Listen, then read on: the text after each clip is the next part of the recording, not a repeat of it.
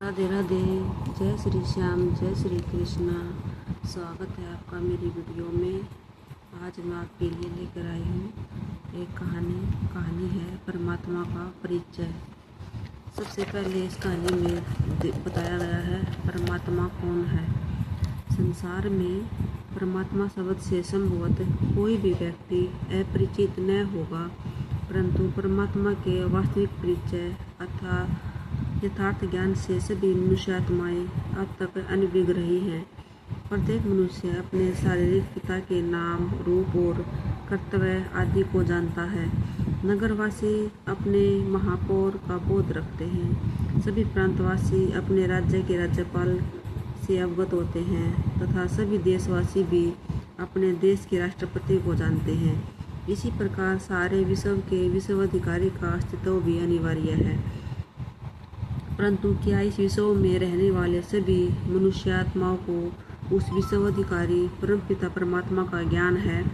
आश्चर्य की बात है कि जीवात्माएं अपने सभी लौकिक एवं विनाशी संबंधों को तो भली भांति जानती है, परंतु अपने परलौकिक अविनाशी परमपिता परमात्मा को पूर्णतया भूल चुकी है।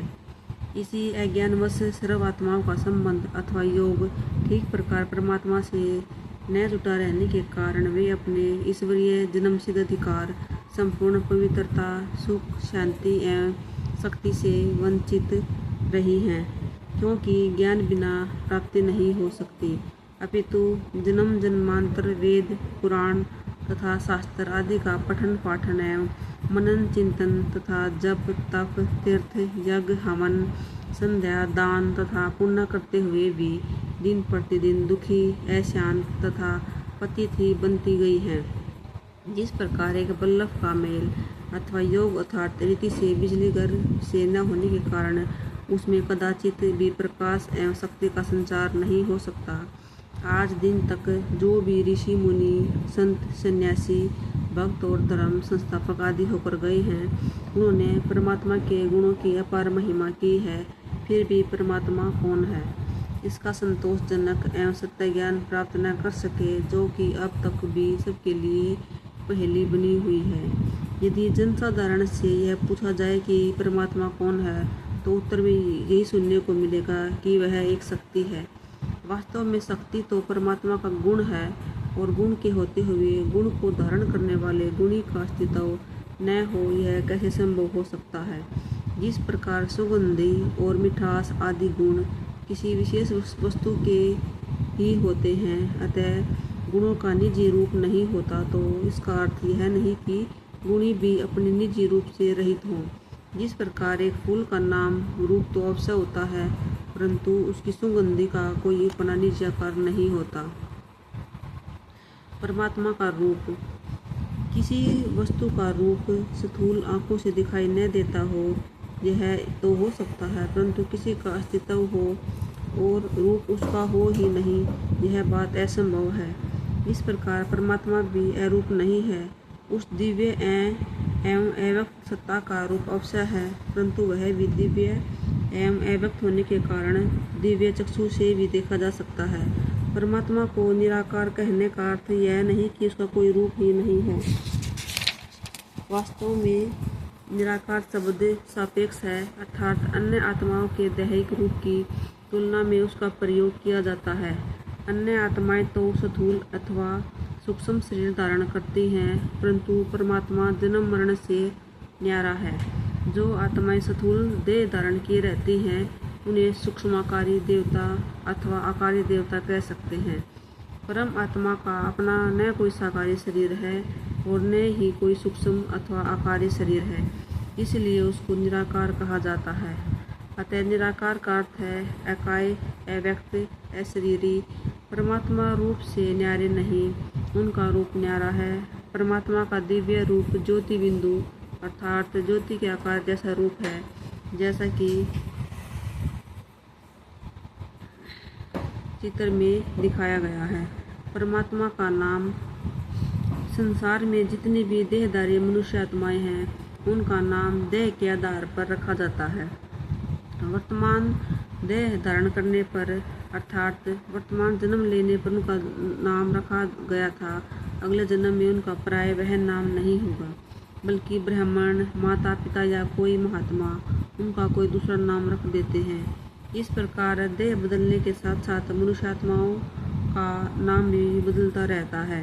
स्पष्ट है कि सभी मनुष्यों का नाम भी विनाशी एवं देह पर आधारित है, परंतु परमात्मा तो अशरीरी है और पुनर्जन्म मरण के चक्र में ही आते हैं, तो उनका भी अविनाशी, अपरिवर्तनीय और दिव्य है।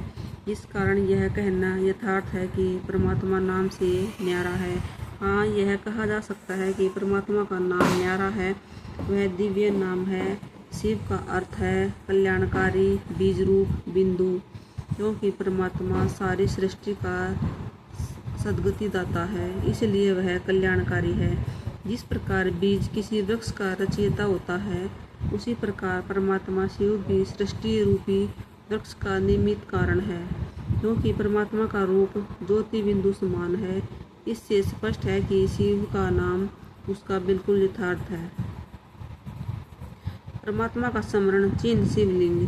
सभी महान विभूतियों की स्मृति बनाए रखने के लिए उनके स्मारक चिन्ह, मूर्तियां और मंदिर आदि बनाए जाते हैं, परंतु संसार में सब मूर्तियों में अधिक पूजा संभवतः शिवलिंग की ही होती है। विश्व में शायद ही कोई ऐसा देश होगा जहाँ शिवलिंग की पूजा न हुई हो। शिव का शाब्दिक अर्थ है कल्याणकारी, बीज रूप, परमात्मा और लिंग का अर्थ है प्रतिमा। अतः शिवलिंग का अर्थ हुआ कल्याणकारी परमपिता परमात्मा की प्रतिमा। प्राचीन काल में शिवलिंग, जो कि प्राकृतिक रूप से ही प्रकाशमान होते हैं, के बनाए जाते थे, क्योंकि परमात्मा का रूप ज्योति बिंदु है। सोमनाथ के प्रसिद्ध मंदिर में सर्वप्रथम संसार के सर्वोत्तम हीरे कोहिनूर से बने शिवलिंग की स्थापना हुई थी। विभिन्न धर्मों में भी परमात्मा को इसी आकार में मान्यता दी जाती है, चाहे वे पत्थर, हीरो अथवा अन्य धातुओं के स्थायी रूप में मूर्तियां स्थापित न भी करें, फिर भी पूजा पाठ, प्रार्थना एवं अन्य पवित्र अवसरों पर ज्योति स्वरूप परम प्रिय परमात्मा की स्मृति के रूप में अपने घरों अथवा धार्मिक स्थानों, मंदिरों और गुरुद्वारों आदि में दीपक अथवा ज्योति अवसर जलाते हैं।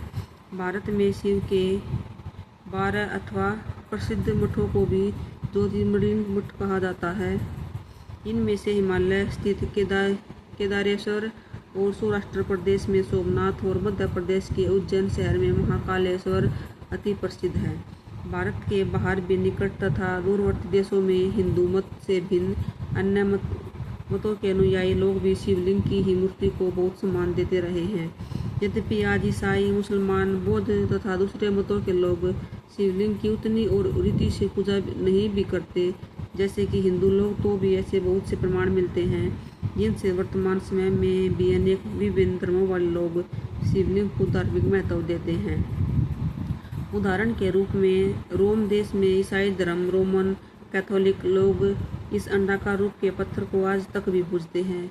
अरब देश में मक्का नाम के तीर्थ स्थान पर मुसलमान यात्री आज भी इसी आकार के पत्थर को, जिसे संग-ए-अस्वद या मुकेश्वर कहा जाता है, चूमते हैं। जापान में रहने वाले बौद्ध धर्म के लोग, कई लोग यह जब साधना करने बैठते हैं तो अपने सम्मुख शिवलिंग जैसा एक पत्थर 3 फुट दूरी पर एवं 3 फुट ऊंचे स्थान पर ध्यान केंद्रित करने के लिए रखते हैं। इजराइल तथा यहूदियों के दूसरे देशों में भी यहूदी लोग कोई शपथ लेते समय रस्म के तौर पर ऐसे पत्थर को छूते हैं। इसके अतिरिक्त प्राचीन और प्रसिद्ध देश मिस्र के फोनिशिया नगर में, ईरान के शहर सीरिया में, पेरू हैती के द्वीप, सुमात्रा और जावा द्वीप आदि के विभिन्न भागों में भी शिव की यह पार्थिव यादगार देखने में आती है। यही नहीं बल्कि स्कॉटलैंड के प्रमुख शहर ग्लासगो में, तुर्किस्तान में ताशकंद में, वेस्ट इंडीज को नगर गियाना में तथा लंका और श्याम में, मॉरिशस और मेडागास्कर में भी शिवलिंग का पूजन होता है। अनेक धर्मों में मतभेद बढ़ने के कारण अन्य देशों में शिवलिंग की लोकप्रियता पहले के समान न भी रही हो, परंतु भारत में जहाँ से इसकी पूजा प्रारंभ होकर बाहर गई, आज भी लोगों को यह अति प्रिय है। श्री रामचंद्र जी को रामेश्वर में, श्री कृष्ण जी को गोपेश्वर में तथा अन्य देवताओं को भी उनका सबका परम पूज्य ईश्वर शिव को दर्शाने के लिए शिवलिंग की पूजा करते दिखाया है। अतः यह निसंदेह स्वीकार करना पड़ेगा कि सारी सृष्टि की आत्माओं, चाहे वह किसी भी धर्म अथवा संप्रदाय की हो, का एकमात्र परम पिता परमात्मा ज्योति बिंदु शिव ही है। शिव के विषय में भ्रांतियाँ ये अगले वीडियो में सुनाएंगे।